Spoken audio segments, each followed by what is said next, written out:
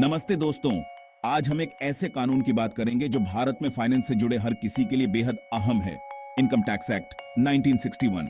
चलिए इसके खास पहलुओं को समझते हैं और देखते हैं कि यह हम पर क्या असर डालता है।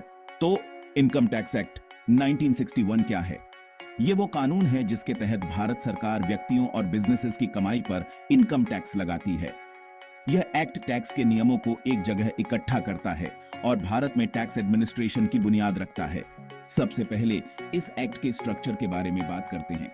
ये सेक्शंस और स्केड्यूल्स में बंटा हुआ है, जिसमें यह बताया गया है कि इनकम क्या होती है, इसे कैसे कैलकुलेट किया जाए और आप कौन-कौन से एग्जेम्पशंस और डिडक्शंस क्लेम कर सकते हैं। इसे टैक्स के खेल का रूल बुक समझ लीजिए। अब फाइनेंस स्टूडेंट्स के तौर पर आपको इसकी परवाह क्यों करनी चाहिए?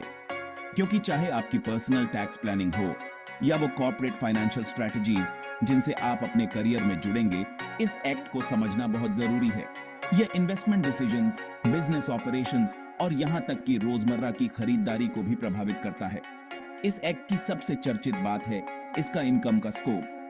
यह हर तरह की इनकम को कवर करता है, आपकी सैलरी से लेकर प्रॉपर्टी, बिजनेस प्रॉफिट्स और स्टॉक्स और म्यूचुअल फंड से होने वाले फायदे तक। जी हां, इसका मतलब है कि आपकी कमाई का लगभग हर पैसा इसके रेडार पर है।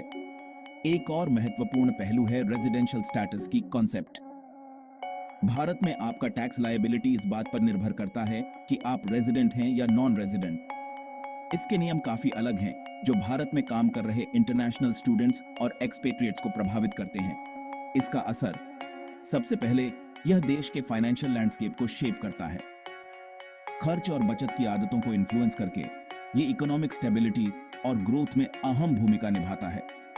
यह सिर्फ सरकार को पैसे देने के बारे में नहीं है, यह उन पब्लिक सर्विसेज और इंफ्रास्ट्रक्चर को फंड करने के बारे में है जिन पर हम सब निर्भर हैं। अंत में टैक्स इवेजन के लिए होने वाली पेनल्टीज को नजरअंदाज न करें। ये काफी स्ट्रिक्ट हैं और ठीक ही हैं, ताकि कंप्लायंस और फेयरनेस सुनिश्चित हो सके। इनकम टैक्स एक्ट 1961 को समझना सिर्फ टैक्स फॉर्म सही भरने के बारे में नहीं है, यह फाइनेंशियल लिटरेसी का एक अहम हिस्सा समझने के बारे में है, जो भारत में कमाने वाले हर व्यक्ति और बिजनेस को प्रभावित करता है। तो एक्सप्लोर करते रहिए, सीखते रहिए और याद रखिए, जितना ज्यादा आप इन जैसे कानूनों के बारे में जानेंगे, उतने ही बेहतर तरीके से आप इन्फॉर्म्ड फाइनेंशियल डिसीजंस ले पाएंगे। देखते हैं अगली बार।